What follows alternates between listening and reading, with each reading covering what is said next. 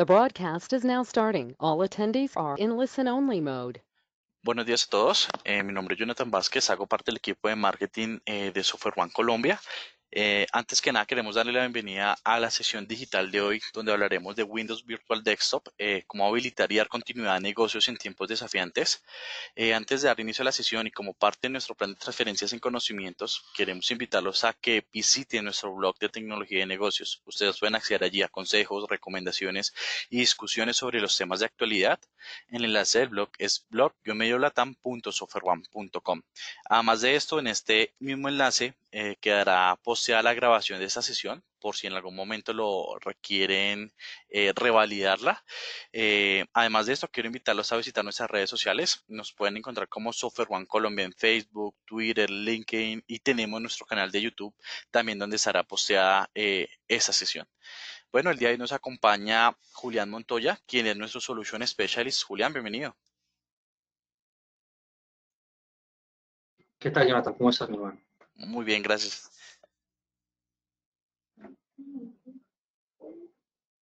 ¿Me escuchas ahí? Listo, sí, te escucho perfecto.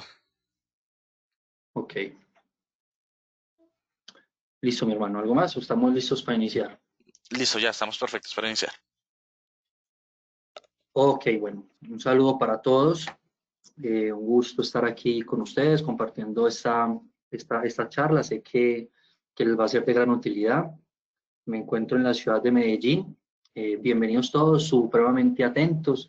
Digamos que es una charla que amerita tener la concentración total. Si tienen alguna pregunta puntual o algo, creo que la pueden ir dejando en el chat, las revisaremos al final en un par de minutos. La sesión procuraremos no tardar demasiado, pero consolidar toda la información necesaria para abarcar este tema. Vamos a empezar a proyectar aquí la presentación. Jonathan, si por alguna razón, no sé, dejan de ver pantalla o algo, me notificas, listo. Claro que sí. La charla de hoy compete a Windows Virtual Desktop. Digamos que es una de las soluciones que hoy está tomando mucha fuerza, todo respecto al mundo Azure, y es como por medio de esta solución podemos minimizar los impactos que hoy estamos teniendo a nivel corporativo en todos los temas de teletrabajo. Hoy diferentes compañías, digamos, han reaccionado de distintas maneras para afrontar esta situación y veremos cómo Windows Virtual Desktop también nos puede agregar mucho valor, nos puede minimizar costos, nos puede permitir dar continuidad a nuestras operaciones y que de esa manera podamos de alguna manera introducir este mundo, este escenario, este servicio dentro de nuestro plan de continuidad de negocio. Algo que siempre me gusta resaltar son nuestros valores corporativos. Y dentro de todos nuestros valores me gusta resaltar mucho lo que es el enfoque en el cliente y la pasión. Creo que para mí se hace supremamente relevante trabajar de esa manera y saber que siempre buscamos brindar el mejor servicio y satisfacer una de las necesidades que presentan nuestros clientes.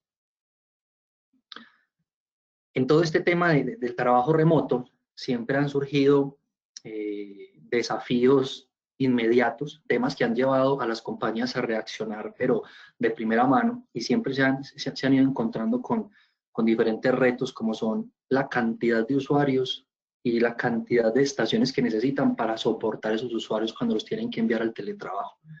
Eso va de la mano con los demás desafíos, como son la seguridad, la optimización, el conocimiento y la optimización de costos. No es lo mismo yo enviar a teletrabajo a mis usuarios y son 100 usuarios, 200 usuarios, 500 usuarios y a cada uno darles una máquina para que puedan trabajar remotamente, el leasing, el renting de esas máquinas, la seguridad que tengo que garantizar en cada una de ellas, cómo hago para optimizarles el trabajo, dependiendo de los aplicativos que utilizan, todo el mundo de las VPNs y todo lo que esto ha implicado. Y además de todo eso, de qué tan extenso puede llegar a ser la solución, me viene un tema de costo supremamente importante que suele ser un golpe importante para las compañías. Windows Virtual Desktop, algo supremamente elemental. ¿Qué es Windows Virtual Desktop? Porque digamos que me he encontrado con compañías que dicen que ¿qué es Windows Virtual Desktop? O sea, esos que crearon una máquina virtual en Azure y ya. Creo que es más que eso, es más que simplemente crear una máquina virtual. Digamos que Windows Virtual Desktop lo que ha permitido es armar de manera integral un servicio que le permita a una compañía virtualizar sus aplicaciones o virtualizar su escritorio remoto. Entonces, ¿qué quiere decir eso? Que yo voy a empezar a tener o voy a empezar a perfilar mis usuarios.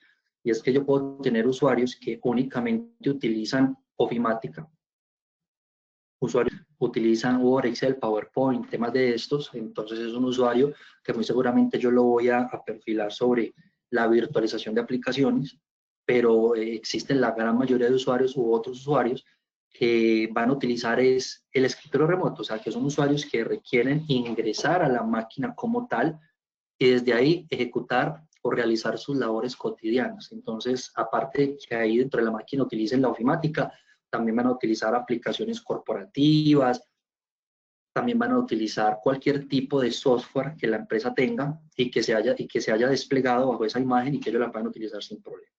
Microsoft indica que Windows Virtual Desktop es una de las únicas infraestructuras de escritorio virtual que permite tener una administración sencilla, simple y todo aprovechando las bondades que tiene Windows 10 multisesión.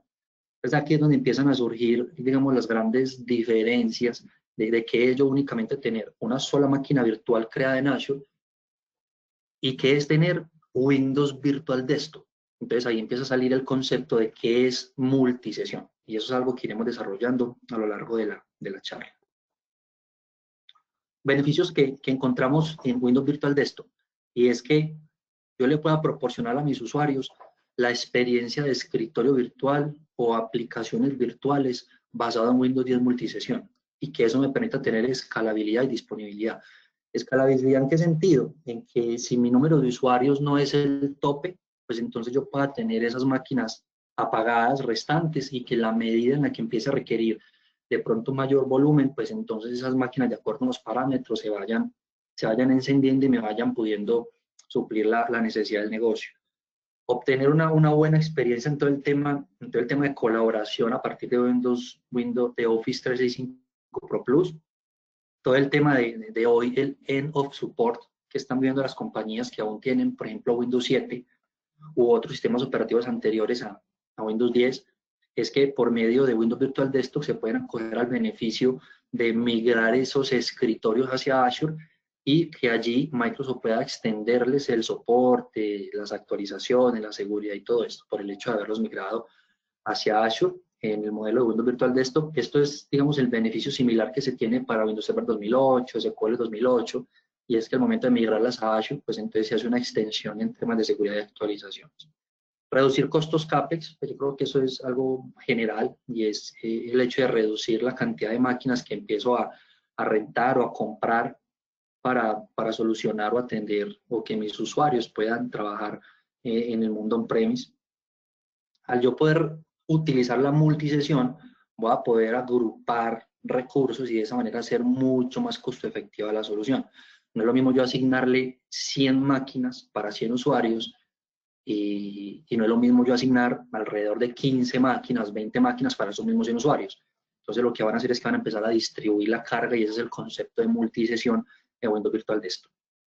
Balanceo de carga es supremamente importante. Eso es algo que no es de administración, ni de ustedes como clientes, ni del partner en sí. O sea, el balanceo de cargas es algo de lo que se hace cargo Microsoft como tal. Y lo vamos a ver en un slide posterior en términos de arquitectura, y es que Microsoft se va a encargar de unos recursos que están detrás soportando Windows Virtual Desktop, y eso nos va a permitir que yo pueda configurarle a la solución un round robin o un balanceo de que primero lléneme esta máquina virtual y luego pase a la siguiente. Y puedo definir, por ejemplo, que por máquina únicamente se puedan conectar 3 usuarios, 2, 4, 5 usuarios, los que yo determine según el dimensionamiento que hice.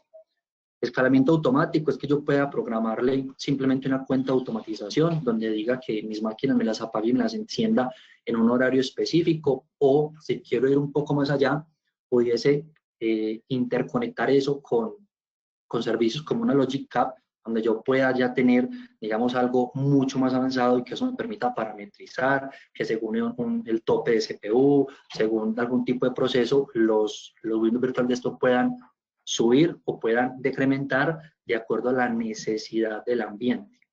Y el uso remoto de dispositivos. Yo creo que esa es una de los beneficios importantes, y es que cuando yo ingreso a una sesión de Windows Virtual Desktop, que me logueo como escritorio virtual, lo que hace ese escritorio es, digamos, de alguna manera emular los controladores o los drivers o los dispositivos que usa, que tiene esa máquina desde la cual se están conectando a ese escritorio virtual.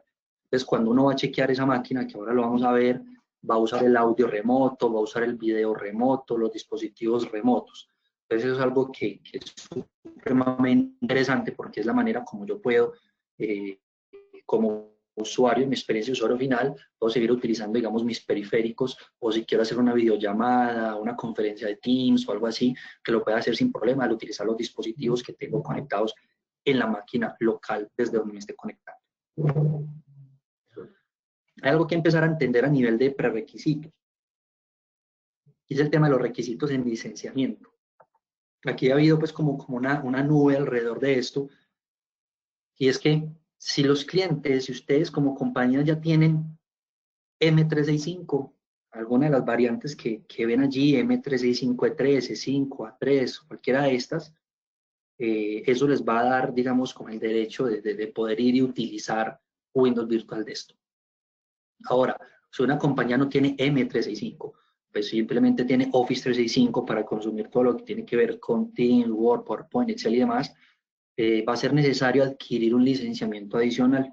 Ese licenciamiento adicional, digamos que lo podemos vivir de dos maneras. Número uno, adquirir licencias de Windows 10 VDA. Eso es como una especie de suscripción. Se adquiere por año. Entonces, por usuario, ya obviamente dependerá de los precios que se negocien, pero hablemos de precios de lista. Son licencias que pueden costar alrededor de $150 por usuario por un año completo. Pero existe una muy buena opción, y es cuando la mayoría de las empresas hoy tienen licenciamiento de Windows 10 Pro o Windows Pro.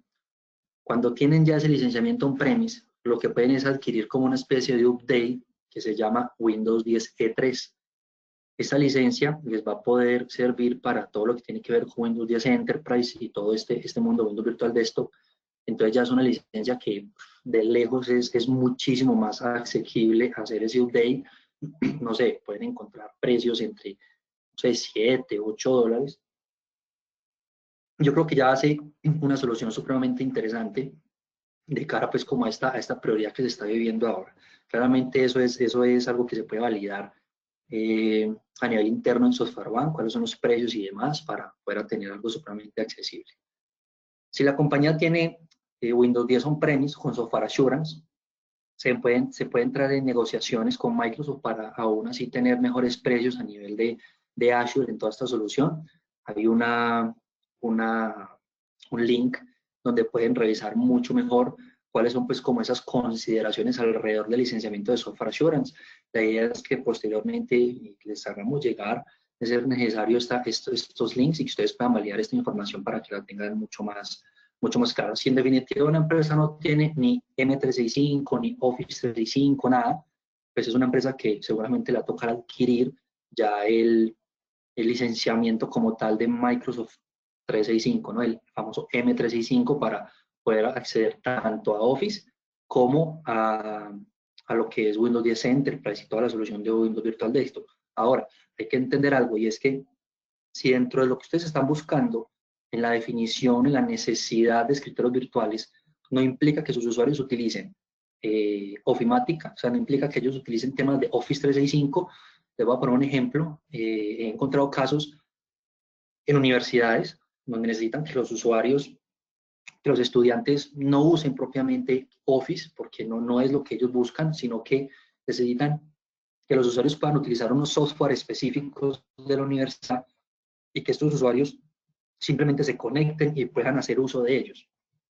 Entonces son compañías que muy probablemente si tienen ya Windows 10 Pro, solamente con adquirir el Windows 10 E3 lo van a poder hacer, así no tengan Office 365. Pero ya dependerá finalmente del escenario o de la necesidad que se tenga y de cómo están hoy los requisitos en términos de licencia. Digamos que existen unas líneas base que plantea Microsoft a nivel general y lo plantea a nivel de ingenieros, pues. Y es que yo puedo denominar las cargas de trabajo como ligeras, medias, pesado y de potencia, ¿sí?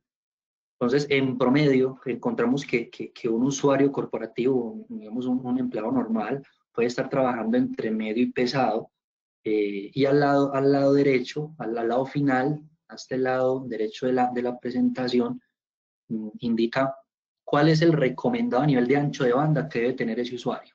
Eso es un recomendado. Entonces, si es un usuario, digamos, para trabajo heavy, es un usuario que utiliza todos los temas de ofimática, utiliza algunos software corporativos, que no sean software corporativos extremos, que requieran demandar demasiado cómputo, porque los hay. Hay algunos que incluso requieren de tener tarjetas de video adicionales, normalmente entran en esta clasificación. Entonces se sugiere que la persona tenga desde donde se está conectando mínimo 5 megabytes de ancho de banda de internet. Obviamente el tema del internet, saben que eso no es dedicado y que muchas veces los usuarios pueden llegar a tener un ancho de banda de 5 megas, pero en la casa se están conectando 10 personas, por ejemplo, 10 dispositivos. Entonces es como sensibilizar, digamos, al usuario en pro de eso. Y asimismo, Microsoft nos deja una URL, está aquí también al final, y es que yo por medio de esa URL puedo dimensionar cuál es la latencia que tiene el usuario. Entonces Microsoft dice, lo ideal es que, hombre, un usuario no supere, no sé, 170, 200 milisegundos de latencia, y con eso pueda tener una buena experiencia de usuario. Entonces, eso nos va a permitir desde el lado de TI identificar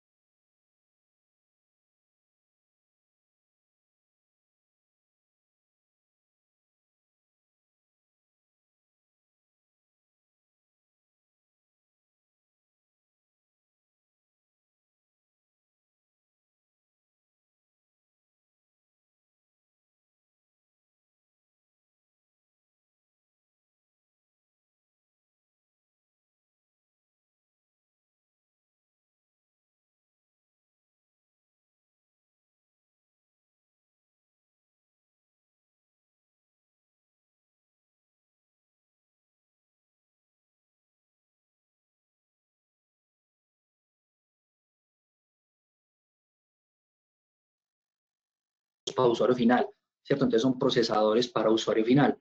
Pero cuando vamos y miramos una máquina como una de 4SB3, es una máquina que ya tiene un procesador Xeon, o sea, ya son máquinas que utilizan hardware muy hacia lo corporativo, hacia lo empresarial, hacia servidores. Entonces ahí es donde nosotros notamos un rendimiento importante y diferenciador en la cantidad de usuarios que pueden entrar a trabajar en la multisesión. Por eso es que se hace tan ganador el escenario de Windows Virtual Desktop multisesión. Una arquitectura de alto nivel. Digamos que en este cuadro de la izquierda, lo que queremos mostrar es, hay unos componentes de la solución que son gestionados directamente por Microsoft. Y es como lo son los componentes web, los de diagnósticos, el gateway, el tema del broker. El gateway finalmente me permite esa interacción entre el usuario y los recursos que le va a presentar al usuario. Todo el tema de gestión, el broker es ese balanceo que me va a permitir direccionar a los usuarios a cada uno de los session hosts o a cada uno de los escritorios virtuales, y me ayuda a consultar la base de datos, porque finalmente dentro de esta solución también hay una base de datos SQL que es gestionada también por Microsoft. Y el balanceo de carga, que ya entendemos que hay dos modos de balanceo. Un modo round robin, que es que cada usuario que ingresa a la máquina se va a ir asignando uno por cada máquina disponible, y un modo digamos, de llenado único, y es que si yo tengo 10 máquinas disponibles, yo empiezo a ingresar usuarios y hasta que yo no llene la máquina 1 con el top máximo que yo definí, no voy a empezar a utilizar las demás máquinas. Y ya este cuadrito de abajo ya es el ambiente que yo puedo crear a nivel de Windows, dando Windows 7, Windows 10 Enterprise, Windows 10 Enterprise multiusuario, aplicaciones virtualizadas o incluso todo el tema de servidores también. Aquí es importante entender algo, y es que muchas compañías preguntan, hombre, yo tengo mis imágenes basadas en Windows 10 Pro, entonces yo quiero crear en Azure un Windows Virtual Desktop basado en ese Windows 10 Pro y a partir de ahí utilizar la multisesión. Eso no es posible. ¿Por qué? Porque la multisesión solamente funciona en Windows 10 Enterprise. Enterprise en Azure, no hay multisesión de Windows 10 Enterprise on-premise. Entonces, cuando eso sucede, ahí lo que pasa es que se puede cargar una imagen, una semilla que ya los clientes tengan on-premise, se montan como un VHD en Azure y eso ya está listico y se despliega, pero va a tocar trabajar el ambiente o el servicio como única sesión, ¿cierto? O sea, que una máquina para cada usuario. La idea es aprovisionar una golden image, así se llama, a partir de Windows Enterprise, hacer la instalación de los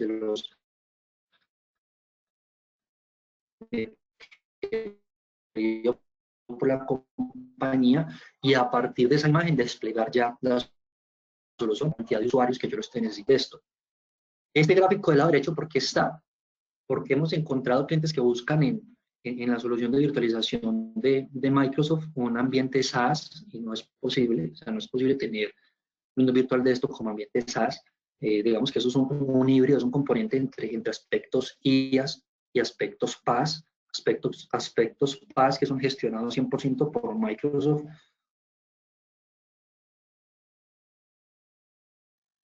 Está un ambiente IaaS que finalmente son los aplicativos y los hosts que van a soportar la conexión de los usuarios. Entonces hay un ambiente de ambas cosas, y todo pues como el mundo on-premise, que es desde donde los usuarios necesitan empezar a establecer la conectividad.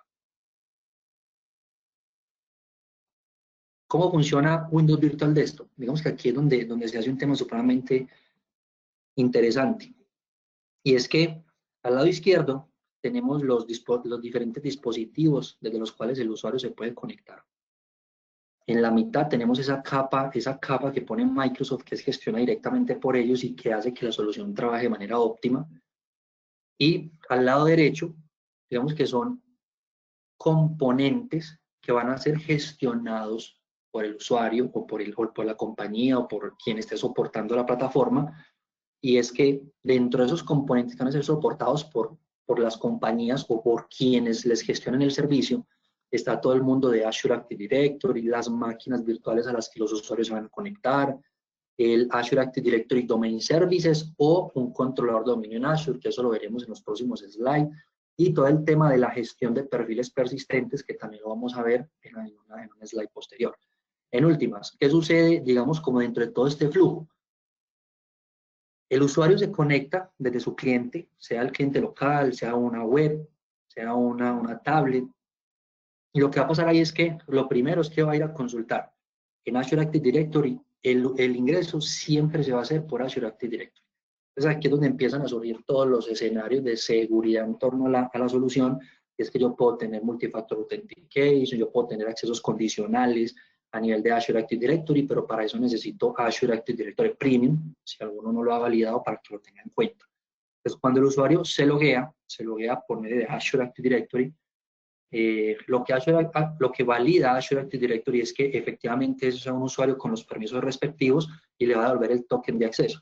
Lo que hace ahí posteriormente es ese token presentárselo al acceso web, y ahí es donde el usuario ya empieza a experimentar el logueo, o sea, es cuando ya pone su usuario y credenciales para entrar a la solución, y en conjunto con el broker lo que hace es ir a validar en la base de datos de Azure SQL qué tipo de recursos tiene asignado ese usuario. Entonces, este es un usuario para virtualización de aplicaciones, o este es un usuario que tiene acceso a escritorio remoto. Entonces, de acuerdo a eso es que va a empezar a presentarle los recursos al usuario por medio del gateway. Y seguidamente ya, en conjunto con el gateway, cada que el usuario dice, yo quiero abrir Word, pues yo quiero abrir WordPad en una publicación de aplicaciones de escritorio remoto, ahora lo van a ver, el gateway se encarga de poner ese front de cara al usuario y por detrás presentarle los aplicativos que está requiriendo.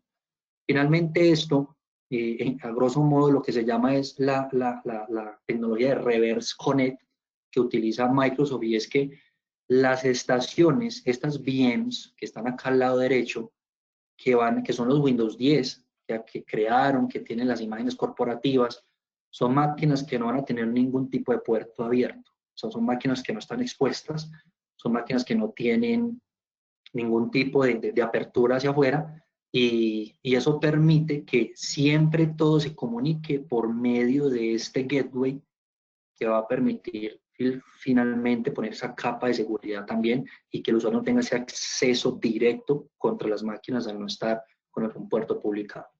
Obviamente aquí más adelante vamos a ver también algo a nivel de seguridad, de cómo podemos proteger también esas máquinas virtuales. Recursos. Windows Virtual Desktop lo que hace es, en el trasfondo, crear grupos de recursos. Entonces, cuando se implementa la solución, yo lo que hago es definir cuáles son los tipos de usuarios que se van a conectar a la solución, crear un grupo de recursos, y dentro de ese host pool, aquí que está en este cuadrito negro, que están estas tres ventanitas, eso vendría siendo algo que se llama los session host. Los session host finalmente son los escritorios virtualizados que están atrás esperando que cada usuario se conecte para brindarle el servicio que requiera, sea que requiera entrar a un aplicativo, o sea que requiera un escritorio remoto y consumir el servicio como tal. Entonces, estos host pool, esta agrupación de recursos en Azure, se crea a partir de una Golden Image. Entonces, es la Golden Image que yo les digo que si quieren trabajar con Windows 10 Pro, se puede subir desde on-premise hacia Azure y se va a poder crear un host pool, pero no a manera de multisesión. O se crea en Azure una máquina virtual, Windows 10 Enterprise, se instalan los aplicativos, se configura todo lo demás, y luego a partir de esa máquina se crea como imagen, se despliega la configuración de los host pool, ¿sí? Y ahí es donde ya empiezan a generarse, digamos, como todos los recursos alrededor de la solución. Tipos de Windows Virtual Desktop. Hemos venido hablando de sesión única, hemos venido hablando de multisesión, y aquí es donde se empieza a hacer un poco más gráfico el tema, y es que yo puedo tener de a un usuario por cada escritorio remoto. Funciona igual que la multisesión, la diferencia es que es más costoso, pero dependerá mucho de qué es lo que cada compañía necesita, qué tipo de aplicativos y con qué complejidad están, y de esa manera poder desplegar la solución oportuna. Y la multisesión es donde los mismos tres usuarios yo los puedo enrutar por una misma máquina. Entonces es como si yo en una máquina on-premise tuviese diferentes usuarios en diferentes turnos trabajando en la misma máquina, pero con diferentes perfiles, ¿cierto? Entonces le hago logoff, entro al otro y así. Aquí la diferencia es que Windows 10 Enterprise en Azure me permite que esos usuarios estén conectados simultáneamente y consuman los servicios, lo que está instalado pues en la máquina como tal. Gestión de perfiles. Justamente como estamos hablando de multisesión como un escenario adecuado de Windows Virtual Desktop, existe una solución supremamente poderosa que se denomina FSLogix. El FSLogix fue una compañía, una tecnología también adquirida por Microsoft, y lo que permite FSLogix es que yo pueda empaquetar los perfiles de los usuarios en cada máquina virtual, en cada escritorio remoto, y los almacene en un repositorio alterno. Ese repositorio alterno puede ser un Azure Files, puede ser un share folder en un servidor, o puede ser, por ejemplo, un NetApp Files. Cualquiera de esas opciones las puedo configurar, dependerá de la arquitectura que se haya definido. Y en ese orden de ideas, entonces, cuando el usuario se loguea en su máquina, lo que va a hacer inmediatamente FXLogix es empaquetar el perfil del usuario y almacenarlo como un BHD en ese repositorio alterno. Normalmente hemos visto que ese perfil inicial del usuario, cuando el usuario se loguea, pesa por ahí unas 300 a 400 megas. Ya cuando se instalen aplicativos, se instalen cosas, pues irá creciendo en tamaño, pero eso sirve como una referencia para yo arquitectar la solución y saber más o menos de cuánto debe ser este espacio en el cual voy a almacenar los VHs de los usuarios. ¿Para qué los almaceno? ¿Por qué? Porque recuerden que yo tengo un ambiente que es de múltiples sesiones. Entonces, si yo tengo estos tres usuarios del equipo creativo que se me conectan a esta primera máquina, puede pasar que uno de estos usuarios mañana ya no se conecte en esta misma, sino que a uno de estos usuarios le corresponda conectarse a uno de los equipos que estaba disponible en ese mismo grupo de recursos. Entonces, cuando eso pasa, se puede correr el riesgo de que los usuarios no experimenten su mismo perfil de usuario. Es lo mismo de on-premise. Cada uno de nosotros tiene una máquina corporativa asignada. Yo hoy me logueo en mi máquina y yo tengo mis archivos en el escritorio, otros en mis documentos y por allí. Si yo me logueo en otra máquina, ya no voy a seguir viendo esos archivos, no va a experimentar ese perfil como yo estoy enseñado, a menos de que tenga por algún tipo de replicación o sincronización con OneDrive por si acaso, pero no va a pasar. Entonces, lo mismo sucede a nivel de Windows Virtual Desktop, y lo que se busca con la tecnología de FXLogix es poder garantizar la mejor experiencia posible al usuario final. Es que cada que el usuario se loguee, siga viendo su perfil de usuario tranquilo, aunque él no sepa que por detrás ya no está usando la misma máquina, sino otra máquina que pertenece a ese mismo grupo de recursos, pero la experiencia va a ser la misma al utilizar la tecnología de FXLogix. OneDrive está aquí como un mecanismo de replicación, donde yo puedo tener mis usuarios on-premise, donde yo les sincronizo diferentes carpetas, diferentes cosas. Entonces, al momento en el que el usuario se logue en la máquina, pues va, digamos, a resincronizar su OneDrive y pues de esa manera, digamos, seguir accediendo a archivos que tenga ya sincronizados con la nube a nivel de OneDrive y de esa manera también mejorar esa experiencia de usuario final. Aquí un diagrama general a nivel de identidades. Entonces, en el esquema izquierdo está la identidad híbrida. ¿Qué quiere decir esto? Esto es para las compañías, quizás la mayoría, que tienen ya, que están en base en un entorno on-premise,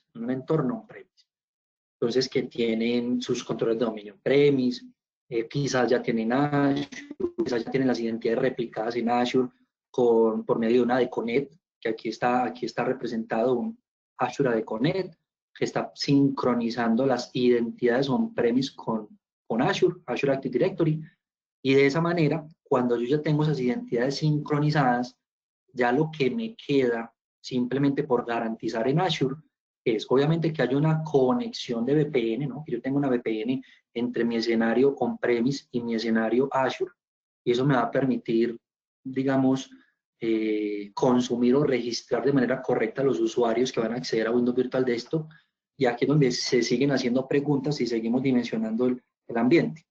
Y es, si la compañía que requiere desplegar Windows Virtual Desktop requiere que los usuarios que entren a la solución sean los usuarios de su directorio activo, no sé, una OU específica, que son usuarios del dominio, pues entonces va a requerir que esos usuarios de dominio sean los que entren y se autentiquen por medio de Azure Active Directory. Pues ahí seguramente va a necesitar ese tipo de conectividad, usar una VPN, tener Azure Active Directory, ADConnect, pero si yo necesito aprovisionarle esta solución a usuarios de mi compañía, a empleados, pero que no necesariamente tengan que usar su cuenta corporativa, que no tengan que usar su cuenta corporativa, pues entonces el escenario cambia. Ejemplo, una universidad. Y es que las universidades puede pasar eso, o incluso las empresas, que se le pueden crear usuarios en Azure directamente, se crean los usuarios, y entonces quiere decir que los usuarios se van a autenticar directamente en Azure y no tienen que ir a consultar absolutamente nada a nivel on-premise. Entonces, eso es un ambiente válido que es de analizarlo y saber realmente la necesidad para determinar qué necesito yo implementar a nivel de identidades. Un escenario general es, o yo puedo tener un controlador de dominio en Azure, o sea, una réplica finalmente de mi controlador de dominio on-premise, que de hecho no únicamente para Windows Virtual Desktop. O sea, yo creo que este es un ideal que las compañías deberían tener, incluso como esquema de Business Continuity Planning, como un esquema, digámoslo, de continuidad de negocio, y es que a nivel de controladores yo debería tener uno alterno, y una gran opción es Azure. Entonces, este nos va a servir mucho porque los usuarios, cuando las máquinas entran al dominio, entran por el controlador que está en Azure, y no van a tener que viajar. O sea, la solución no va a tener que ir a registrar una máquina al dominio hasta un premise, lo cual nos va a generar un delay adicional en la solución. Eso es, digamos, una arquitectura ideal que yo debo de tener y contemplar para que esto me funcione lo más óptimo posible. Y por aquí está, digamos, todo el tema de perfiles persistentes, que es el FS Logic. Sea que yo lo tenga con un share folder, con Metafiles o la solución que esté definiendo. Este escenario del lado derecho son compañías que están muy estructuradas ya a nivel nube, que casi nada a nivel de identidades tienen on-premise. Entonces son compañías que únicamente van a necesitar en Azure crear un Azure Active Directory Domain Services, porque el Azure Active Directory ya existe. ¿Por qué necesito yo Azure Active Directory Domain Services? Y por qué también en reemplazo de Azure Active Directory Domain Services necesitaría un controlador de dominio. Porque recuerden que la solución está basada en equipos que entran al dominio corporativo. O sea, cuando yo creo un grupo de recursos para 100 usuarios, y esos 100 usuarios se van a soportar en 20 máquinas, esas 20 máquinas van a entrar al dominio corporativo o van a entrar a un dominio específico que yo defina. Ese dominio me le va a aplicar políticas, ese dominio es el que va a permitir que el usuario pueda consumir los aplicativos corporativos. Si hay una aplicación on-premise que el usuario tenga que consultar por web o alguna situación o cliente-servidor, con solo el hecho de que las máquinas estén ya en el dominio, eso va a facilitar todo para la experiencia de usuario y para que sigan operando de manera normal como si estuvieran on-premise. Entonces, si yo no voy a montar un control de dominio en Azure, yo puedo montar un Azure Active Directory Domain Services. Diferencia, Azure Active Directory Domain Services tiene un plan básico que creo que arrancan $100 y algo mensuales. Y pues una máquina, un control de dominio en Azure, pues yo quizá la puedo crear una maquinita de $40 y algo, dependiendo la talla. Lo único que me va a implicar es pues una configuración, ¿no? Pues porque la tengo que agregar al dominio, y ya una vez un control de dominio está creado, la gestión que necesita, entre comillas, es mínima, pues porque finalmente es una réplica de un controlador de dominio primario o el que yo defina. Entonces, pues ya de ahí para allá se hace un poco más sano y transparente a nivel de TI. Y entonces este escenario del lado derecho, pues es un escenario muy rápido también, que cuando yo cree las máquinas y cuando los usuarios se logueen por Azure Active Directory van a ir a consultar esas máquinas que están en el Azure Active Directory Domain Services. Cuando yo utilizo este escenario de identidad del lado derecho, el Cloud Base, ahí es donde yo puedo utilizar los escritorios, los perfiles persistentes con Azure Files. Recuerden que Azure Files es un servicio de Azure que se denomina el file server moderno. Y es que esa es, digamos, una de las soluciones que le permite a las compañías tener un file server como lo tiene hoy on-premise, poderle asignar permisos, poder tener acceso por medio de Azure Active Directory, tener repositorios, y yo lo puedo integrar con Domain Services. Es el único ambiente que permite homologarlo y soportarlo de manera correcta. Microsoft aún no tiene 100% soportado Azure Files con un controlador de dominio normal. Aún no está 100% soportado. Entonces, por eso muchas veces dependerá del tipo de escenario, pero es, digamos, supremamente sencillo en el entendimiento de la necesidad de determinar por cuál lado me debo ir, si por el uno o por el otro. A nivel de seguridad, ¿qué me ofrece Windows Virtual Desktop para esta solución? Y es Reverse Connect, que es lo que hablamos hace un poco, y es ese front donde está puesto un gateway, y es que por medio de ese gateway es que se van a publicar o se le va a mostrar los servicios al usuario sin que el usuario tenga que entrar directamente contra la máquina que tiene el servicio. Los usuarios van a ingresar siempre sí o sí por medio de Azure Active Directory. Entonces tiene que ser un usuario que tenga una cuenta creada en Azure Active Directory y con un permiso respectivo. Entonces yo puedo tener 100 usuarios en Azure Active Directory, pero si yo además a los usuarios requeridos, a esos 100 usuarios, no les doy permiso a nivel de Windows Virtual Desktop, tampoco van a poder ingresar a la solución. Entonces ahí se genera, digamos, como una doble protección, y es que yo defino cuáles usuarios es a los que les quiero dar permiso para que ingresen a su solución o a su escritorio virtualizado. Puedo definir también Multifactor Authentication con acceso condicional. Aquí pues requerimos licenciamiento P1 a nivel de Azure Active Directory. Puedo definir acceso, el Roles-Based Access Control para los usuarios, y puedo implementar un Azure Firewall. Eso es muy interesante porque, digamos que si ya ustedes han experimentado crear máquinas y todo esto en Azure, se dan cuenta que la mayoría de las máquinas cuando se crean tienen acceso a Internet. Usted entra a la máquina y abre Internet y ya le navega. Entonces, por medio de Azure Firewall, yo puedo poner esa capa donde puedo impedir que las máquinas tengan una navegación libre y únicamente abrir los puertos necesarios hacia las URLs que Windows Virtual Desktop necesita, o hacia las URLs o hacia los puertos que la compañía necesita tener, digamos, disponibles para la solución. Entonces, con Azure Firewall puedo limitar ese tema de navegación full y todo lo demás. Unos prerequisitos que debemos de contemplar a nivel de Windows Virtual Desktop. Todo esto va a ser dependiendo de qué quieren ustedes como compañía crear o qué ustedes necesitan. Puede ser que no todas las compañías necesiten la VPN Site2Site o el ExpressRoute. Puede no ser así. ¿Por qué? Porque es una compañía o es una solución que ustedes van a crear de usuarios que no van a necesitar ir a consumir algún premise o un aplicativo corporativo, sino que les podemos instalar algo local en cada máquina, y eso es lo que ellos necesitan para poder funcionar. Nuevamente poniendo el ejemplo de las universidades que hemos visto que ha estado pasando. El AD-Connect, que es la sincronización de las identidades on-premise versus Azure Active Directory. Un Azure Active Directory Domain Services o un controlador de dominio en Azure en modelo IaaS, infraestructura como servicio. Esto no es negociable, esto sí tiene que estar uno de los dos, dependiendo la necesidad que tiene cada compañía. Un file server en Azure, yo puedo tener un FSLogic montado en una maquinita en Azure, una máquina sencilla en Azure. Lo único que sí debo de hacer es que esa máquina tenga un disco premium, porque analicen 10, 20 usuarios concurrentes o más que van a estar yendo a consultar ese perfil que está almacenado en ese VHD de esa máquina. Eso va a generar un I/O y una contención importante en ese disco. Entonces, por eso se recomienda tener un disco premium que permita tener un rendimiento adecuado. Incluso, dependiendo de la cantidad de usuarios, se pudiesen crear hasta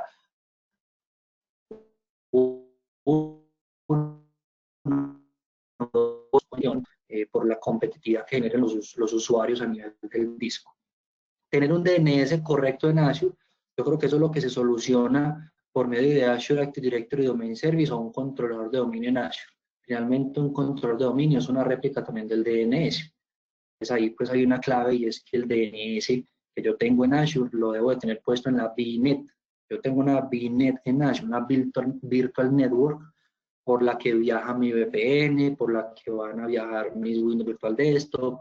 En esa VNet yo debo de tener mapeado el DNS no on-premise, el DNS de Azure, y de esa manera se hace la solución mucho más efectiva en términos del join domain, en términos del acceso a las máquinas al dominio, del acceso de los usuarios a las máquinas cuando las van a utilizar. Dominio público on-premise registrado en Azure Active Directory. ¿Qué me permite esto? Vuelve y juega la misma pregunta, dependerá de qué necesita la compañía. Si ustedes necesitan que los que van a utilizar la solución son sus usuarios on-premise normales, sus usuarios de dominio, sus áreas, pues lo más recomendado es que el dominio público on-premise esté registrado en Azure. ¿Para qué? Para evitar que los usuarios tengan que utilizar una doble identidad cuando van a acceder al servicio. Y eso funciona no solo para Windows Virtual Desktop, funciona para muchas cosas a nivel Azure. Y es que entonces, cuando entran al portal de Windows Virtual Desktop o al aplicativo de Windows Virtual Desktop, lo primero que les va a pedir es la cuenta de Azure Active Directory. Entonces ahí les va a tocar entrar con el usuario julian.montoya@empresa.onmicrosoft.com. Entonces ahí ya lograron entrar y ver lo que tienen disponible para ellos. Pero cuando quieran entrar a la máquina, hacerle un doble clic y abrir el escritorio remoto, ya ahí no le va a pedir las credenciales de Azure. Ya ahí lo que le va a pedir son las credenciales on-premise. ¿Por qué? Porque recuerden que esa máquina es una máquina que hace parte del dominio corporativo.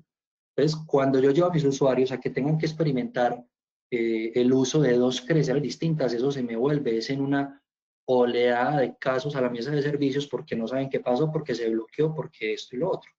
Entonces, si los usuarios son pocos, si son usuarios de TI, si son usuarios que no tienen problema alguno en términos de usar un usuario o el otro, pues no necesito registrar mi dominio en Azure.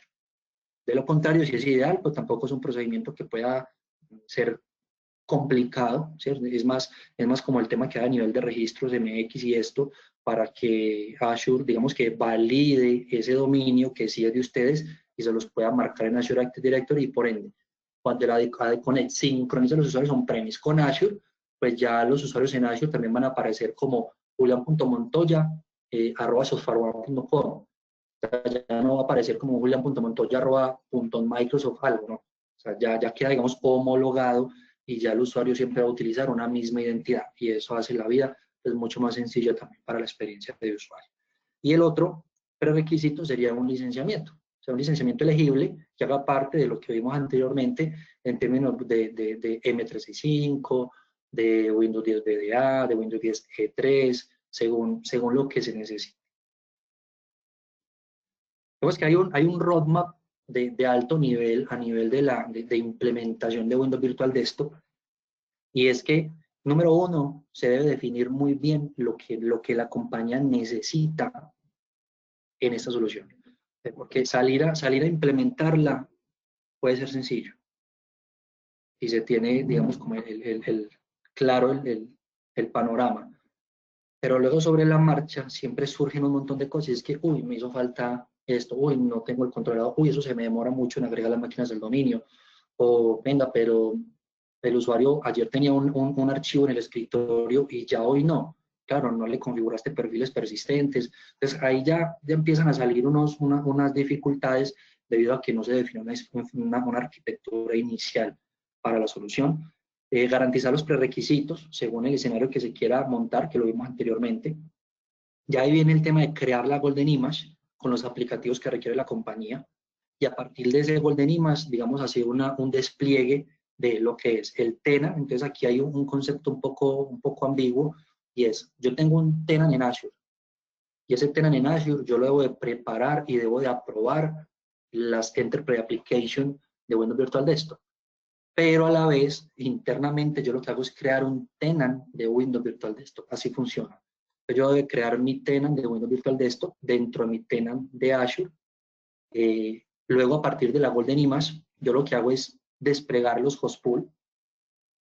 Recuerden que los host pool son esa agrupación de máquinas que van a permitir que mis usuarios se puedan conectar a mis servicios corporativos, sea por multisesión o sea por única sesión.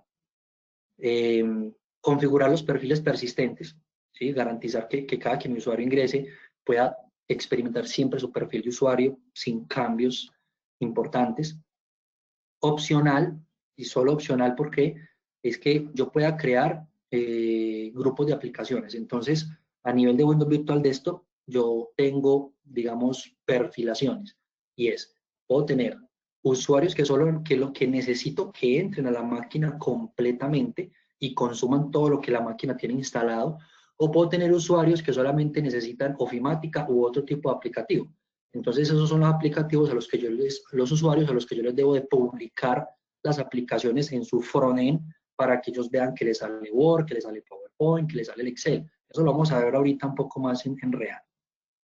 Configurar el Azure Files o el FileSync para tener una contingencia de los perfiles persistentes. Eso es algo, digamos, que consideramos nosotros que es útil.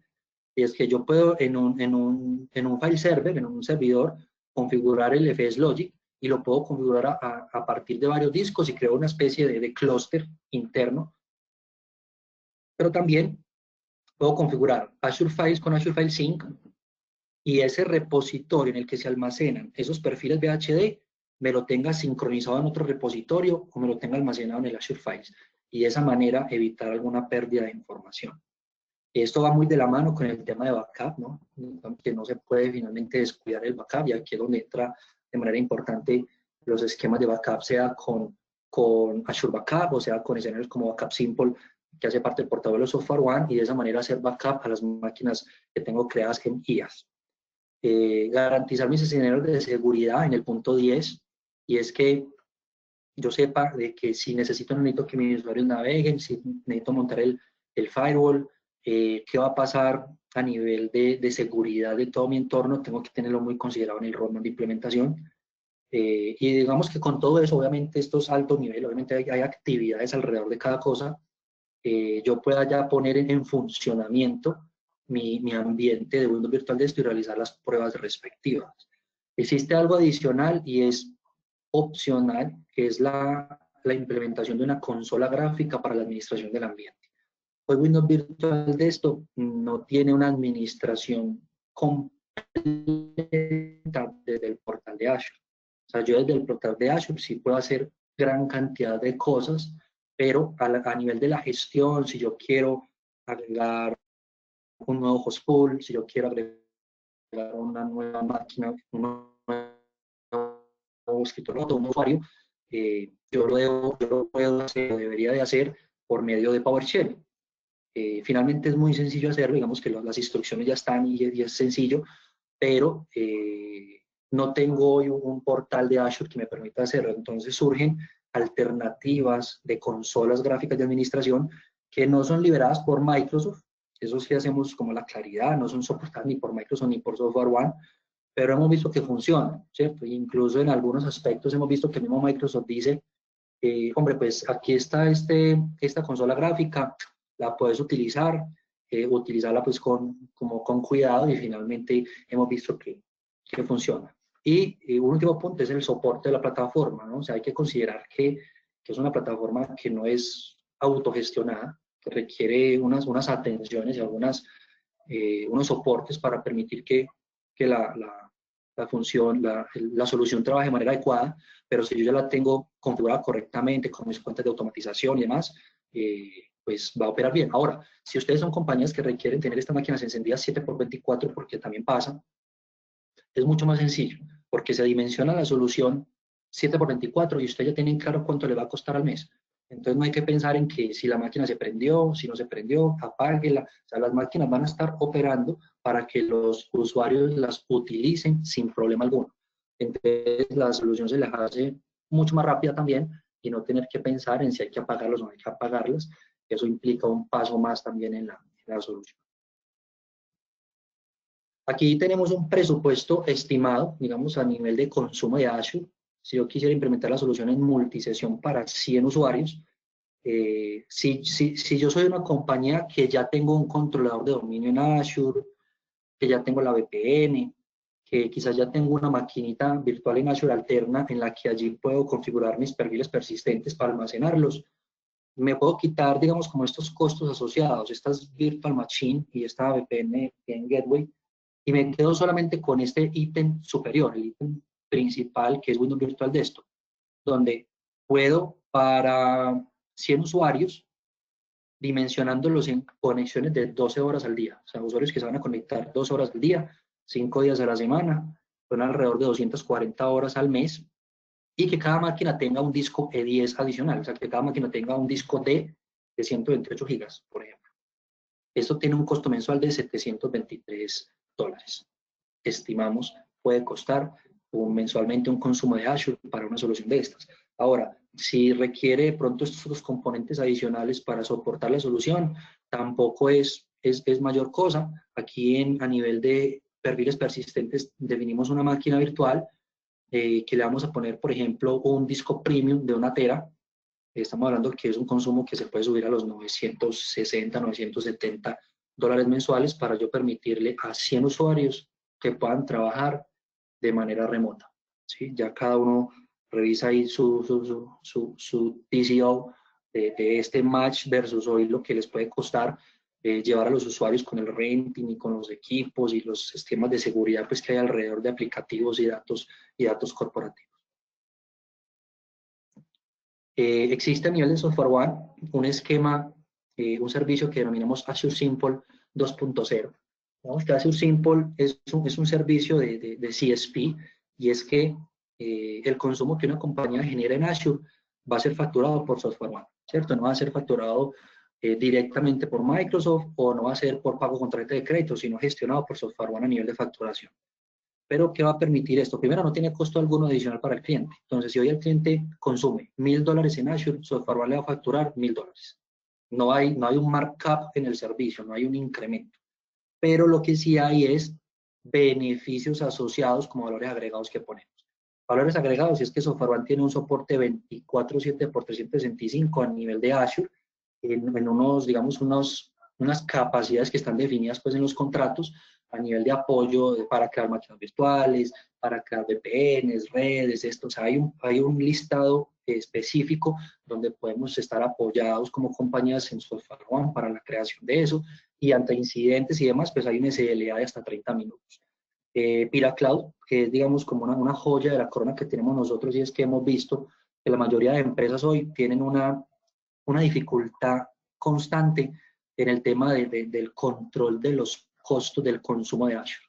Entonces, con PiraCloud, digamos que podemos llevar incluso ese control de costos al siguiente nivel, y lo que me refiero es que yo puedo definir un consumo. Si yo defino que mi solución de Windows Virtual Desktop solamente me debe consumir al año $20.000, entonces yo puedo definir eso como un budget en PiraCloud.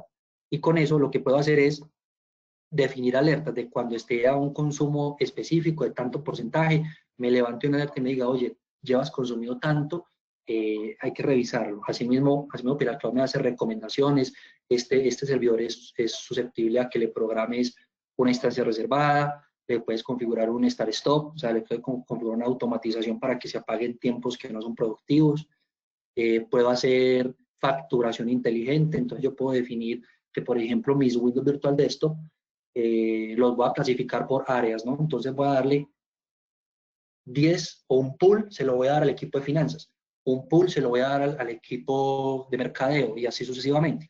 Yo puedo definir en PiraCloud un budget para cada área interna y generarle una facturación directa a cada área. Eso yo lo puedo hacer en PiraCloud. Entonces, de manera automática, sin hacer nada más, PiraCloud se va a encargar de mensualmente enviar un correo con la facturación que esa área tuvo a nivel de recursos en Azure. Eso es algo que les va a agregar supremamente valor. Y ya a nivel de Office 365, cuando ustedes adquieren, por ejemplo, el PiraCloud para Office 365, pueden desde PiraCloud aumentar o decrementar sus licencias de Office 365. Eso es un proceso de un clic, donde suben la licencia o donde la bajan, y se va a ver reflejado en su siguiente facturación. Van a tener seguridad para Azure 6 meses gratis. Esto es un anti-malware que tenemos en alianza con Trend Micro, y es que a esas máquinas que están en Azure se les monta un componente, y con eso podemos hacer un esquema de seguridad que tiene incluso un monitoreo 7x24 desde nuestro equipo global. Y otra opción que podemos manejar también es bolsas de hora de soporte local, y es que podemos tener una bolsa de horas de 100 horas, de 200 horas, distribuidas en el año para todos los temas de Microsoft a nivel general. Entonces, ¿qué quiere decir eso? Que cualquier infraestructura Microsoft, Windows Server, DNS, SharePoint, Azure, IaaS, PaaS, ustedes van a tener unos servicios, unos ANS, donde tienen servicios reactivos, servicios proactivos, y con eso pueden pedir que SoftwareOne les dé apoyo en la definición o roadmap de un proyecto, o les ayuda a la solución de un incidente. Cualquier cosa de estas puede estar visto como si fuese, digamos, un Unified Support, digámoslo así, similar al que ofrece Microsoft. Esta es la presentación. Permítanme un momento, les muestro un poco la solución. Aquí está. Entonces, el usuario inicialmente tiene digamos, una posibilidad, y es de acceder al servicio por medio de una URL, ¿cierto? Y va a tener también el acceso por medio de un aplicativo local. Sea por un lado o sea por el otro, pues aquí en el aplicativo web lo que estoy utilizando es un usuario que se llama TestVDI 2, si mal no recuerdo. A este usuario lo que hice fue darle permisos a nivel de aplicaciones virtualizadas, ¿sí? Entonces, aplicaciones virtualizadas quiere decir que el usuario de manera directa va a poder consumir el Excel, el OneDrive, cualquier cosa de estas. Entonces, si abrimos, por ejemplo, el WordPad, entonces finalmente lo que le debe pedir al usuario aquí es una credencial on-premise, o sea, un logueo on-premise, para que con ese logueo lo que hace la solución es presentarle al usuario ese recurso que está solicitando. Entonces, cuando el usuario se autentica, lo que va a hacer finalmente es permitirle acceder al recurso que requirió. Aquí, por ejemplo, nos abre el WordPad y cuando yo quiera grabar o algo, pues finalmente me va a dar, digamos, el Save As, me lo va a dar sobre la máquina virtualizada, o sea, no sobre la máquina con la máquina física desde la cual el usuario se está conectando, sino que le va a permitir almacenarla en esa máquina que el usuario está utilizando en Windows Virtual Desktop.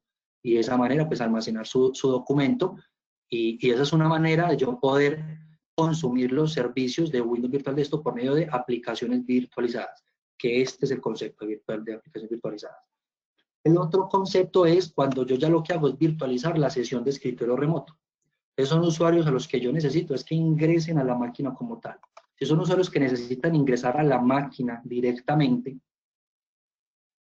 entonces aquí, si se fijan, me pide credenciales del dominio. Eso era lo que yo les decía. Cuando yo me logueé en el Windows Virtual Desktop, les voy a mostrar acá en los detalles, yo me logueo con un usuario de Azure Active Directory. ¿Sí?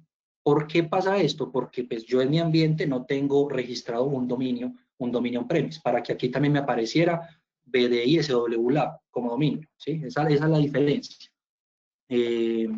Una vez yo me logueo, ya aquí él me dice, póngame sus credenciales. Si tengo, digamos, tengo homologado mi dominio on-premise aquí en Azure, tanto para entrar al Remote Desktop como para entrar a la máquina, pues me pediría el mismo usuario. O sea, yo voy a utilizar el mismo usuario en ambos aspectos.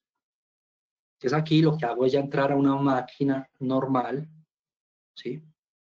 Y aquí ya consumo mi máquina con todo lo que yo tenga. Entonces yo siempre dejo aquí este archivito, que es simplemente una prueba de que el FS Logic esté funcionando, y tengo, por ejemplo, configurado aquí el Teams, ¿cierto? Este es mi Teams, ¿no? Teams de Julián.montoya.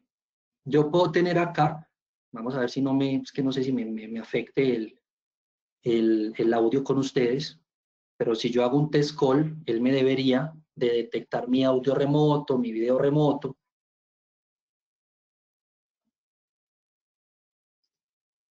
¿Cierto? Entonces, aquí la cámara no me la detecta porque la cámara la tengo con ustedes, ¿cierto? Entonces, finalmente aquí el que hace, me detecta el micrófono, me detecta el audio, la cámara sí la tengo y la conexión. Entonces, de esa manera pueden tener sus conferencias y todo su tema por Teams o algún otro aplicativo que ustedes tengan. Entonces, digamos que Windows Virtual de esto es alguna prueba pues como muy sencilla, pero yo sé que muchas compañías quieren entender como qué hay detrás de esto y esta es la mejor manera de hacerlo. Aquí lo que van a ver es aplicativos corporativos instalados, si así lo quisieran o así lo necesitaran, y pues ya es simplemente estar a un doble clic de abrir el aplicativo y empezar a utilizarlo sin problema alguno. Windows Virtual Desktop es esto, digamos que en Software One estamos disponibles para apoyarles a ustedes como clientes nuestros en el diseño, en la arquitectura, en la definición, en la implementación y en el soporte de Windows Virtual Desktop. Y la idea que queríamos con esto justamente es que ustedes abran el panorama, entiendan un poco más la solución, verifiquen si les hace sentido y que en una sesión posterior pues busquemos la manera de aterrizar de pronto temas puntuales de cada uno y con eso llevarlo a buen término. Yo nada, listo, no sé si hay preguntas, ¿qué tenemos?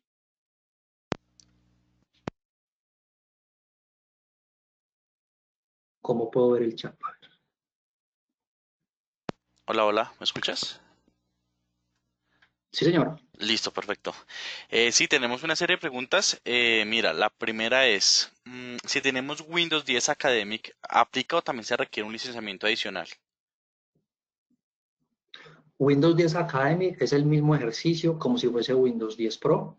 Sí lo podemos usar, digamos que lo podríamos llevar en una imagen a Azure, pero no vamos a poder utilizar la multisesión de Windows 10. Eso no lo vamos a poder utilizar debido a que es estricto de que para multisesión solamente se requiere Windows 10 Enterprise. Entonces, en ese orden de ideas, lo que habría que hacer para este caso es los aplicativos corporativos o lo que se necesite se instala en una imagen de Windows 10 Enterprise en Azure y a partir de ahí se crean pues, los grupos de recursos, obviamente con compatibilidades que haya que revisar pues, a nivel corporativo. Perfecto. Tenemos otra pregunta. Nos dicen, son soluciones muy orientadas a la ofimática, pero ¿cómo puedo aprovecharlo para que los usuarios ingresen a aplicaciones como SAP? Ok, entonces yo creo que esa respuesta se dio justamente aquí cuando mostré el escenario de que un usuario finalmente va a ingresar a una máquina. O sea, el usuario va a tener o aplicativos publicados, virtualizados, que es o va a tener la máquina, el escritorio remoto completo virtualizado y lo va a poder utilizar como una máquina on-premise normal. Entonces vamos a tener aquí el acceso a SAP. Obviamente, si ese SAP, ese sistema es on-premise, pues habría que tener una VPN site-to-site entre Azure y on-premise y de tal manera que el usuario le dé doble clic y vaya y consulte su base de datos o el sistema que esté utilizando on-premise y pues lo pueda trabajar. Que si va a haber un delay, es probable que haya un tiempo de espera específico, mientras que, digamos que lo consulta on-premise, pero eso va de la mano con el tipo de VPN que podamos utilizar. Perfecto. Tenemos otra pregunta. ¿El almacenamiento de documentos de usuario sería local o también se puede en la nube? También se puede en la nube y va a depender de cómo lo quiero yo implementar. Justamente ayer dialogaba el tema con una empresa bastante grande, un call center, que está avanzando bastante en esto. Y es que existen dos maneras. Si la información que requiero que mis usuarios consulten es de un file server on-premise, yo pudiese tener una política de grupo de Active Directory y de tal manera que cada que el usuario se loguee, pues se le mapee la unidad y tenga acceso al file server. ¿Qué pasa? Eso me puede generar contención, o sea, me puede generar que si todos mis usuarios tienen esa misma política, pues ellos van a entrar aquí a su escritorio y cuando abran su My Computer, pues aquí van a ver una unidad mapeada y la van a consultar, la van a acceder. Entonces, cuando ellos la accedan, van a ir hasta on-premise a consultar los datos del file server on-premise. Ahí, pues obviamente, pueden suceder muchas cosas. Pues, una manera es que si yo tengo identificado cuál es la data que realmente esos usuarios van a usar, yo la pudiese replicar con un file sync a Azure, de tal manera que la tengan un file share en Azure y luego se las mapeo y va a ser mucho más rápido el acceso. Esa es una opción. O pues ya digamos mover a un blob storage en Azure, ya existen diferentes esquemas que podemos revisar según la necesidad y con eso suplir eso que se necesita. Perfecto. Bueno, por tiempo vamos a dar las últimas dos preguntas. La primera de ellas es, buenas tardes, en el presupuesto no vi precios de FS Logic. ¿Eso es por usuario? En el presupuesto, el FS Logic está acá, digamos que sería esta máquina virtual que tengo acá, donde le puse un disco premium. ¿Esto de qué va a depender? Puede que ya la compañía tenga una máquina virtual disponible en Azure creada y que esa la podamos utilizar como repositorio de FS Logic. En últimas, FS Logic es un repositorio, eso es FS Logic, no tiene un costo adicional. Entonces es que si yo voy a utilizar como repositorio Azure Files, o voy a utilizar NetApp Files, o voy a utilizar un share folder. Entonces si voy a utilizar un share folder, lo ideal es hacerlo en un disco premium para que no haya contención significativa del I/O y pues con eso tengamos una buena experiencia. Pero en últimas es esto, un FS Logic con 1 terabyte de almacenamiento, entendiendo que un usuario, su perfil básico en FS Logic pesa 300, 400 megas. Entonces creo yo que con esto podemos suplir eso y fíjense que en últimas es muy económico el pago de un repositorio para FS Logic. Listo, perfecto. Y nuestra última pregunta es, ¿qué requerimientos de tema de licenciamiento si el usuario se conecta desde un equipo personal o de hogar específicamente? No hay problema, es el mismo, o sea, no importa, digamos, como el dispositivo desde donde el usuario se conecte, finalmente lo que tenemos que garantizar es que cuando el usuario se loguee al ambiente Windows Virtual Desktop, ese usuario con el que se está autenticando disponga del licenciamiento que Microsoft indica se debe de tener, sea un VDA, sea un Windows 10 E3 o un M365, alguno de esos. Entonces yo, por ejemplo, en este ambiente, yo aquí me conecté, yo tengo un equipo, yo puedo tener un equipo personal, ¿no? El de mi esposa, por ejemplo. No importa cómo lo tengo. Yo lo que hago es que me logueo en este aplicativo, pero aquí cuando me logueo ya me estoy logueando con una cuenta de Azure Active Directory. O sea, desde que yo ya estoy entrando aquí, ya tengo que empezar a tener las licencias adecuadas y una vez yo ejecuto mi escritorio, me logueo e ingreso, pues ya debo de cumplir con, digamos, con ese licenciamiento que Microsoft me pide para usar los tokens de RDS, ¿cierto? En últimas es eso. Listo, perfecto, Julián. Bueno, esas serían las preguntas que tenemos hasta el momento por tiempo. Sin embargo, pues a todas las personas que nos seguían escribiendo, les agradezco. Nos pueden escribir al correo info.co@soferwan.com y estaremos solucionando todas sus dudas respecto a esta sesión. Julián, no me queda más sino agradecerte por apoyarnos en esta sesión. Como les decía, en el enlace que les compartí por medio del chat, allí podrán encontrar la grabación de esta sesión si tienen más dudas al respecto, si quieren reforzar un poco más el tema. Los invito a diligenciar la encuesta que saldrá finalizando esta sesión. Las primeras 10 personas que documenten esta encuesta, les estaremos haciendo llegar unos obsequios de parte de Microsoft y SoftwareOne, ¿de acuerdo? Entonces, Julián, muchísimas gracias por apoyarnos. No, con todo gusto, aquí estamos, ha sido un placer y bueno, un saludo para todos. Vale, muchísimas gracias, hasta luego. Hasta luego.